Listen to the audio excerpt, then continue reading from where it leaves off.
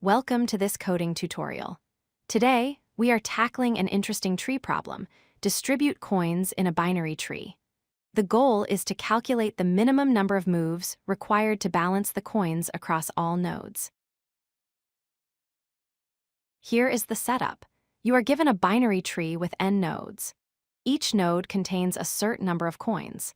We are guaranteed that the total number of coins in the entire tree is equal to n. This means there is exactly enough coins for every node to have one. Let's visualize the state of the nodes. A node can have more than one coin, which we call excess. It can have exactly one coin, which is balanced, or it can have 0 coins, which is a deficit. Our job is to move coins from excess nodes to deficit nodes. The core logic relies on the concept of balance.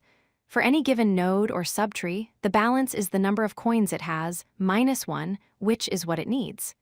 If the result is positive, it needs to push coins out. If negative, it needs to pull coins in. The key insight is that the number of moves required is directly related to the flow of coins. Coins moving out of a subtree or into a subtree both count as moves.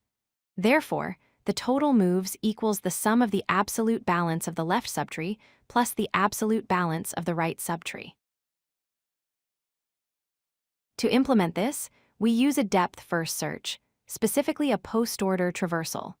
We must process the children first because a parent node can only determine its final balance after it knows the needs of its left and right children. Let's walk through a leaf node. It has 0 left children and 0 right children. If it has 0 coins itself, its balance is 0 minus 1, which equals negative 1. This means it returns negative 1 to its parent, signaling it needs 1 coin. Now consider the parent. It receives balances from its left and right children. It adds the absolute values of these balances to the global moves counter.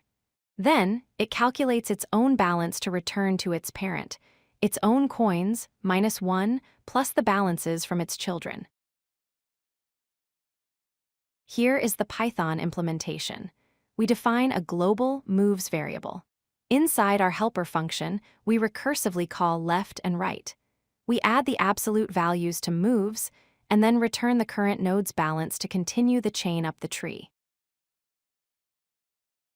The time complexity is big O of n because we visit every node exactly once.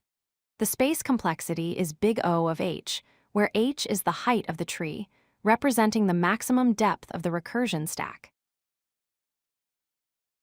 To summarize, calculate the balance for every node. The balance is coins minus 1 plus children's balance. Add the absolute value of every balance to your total moves count.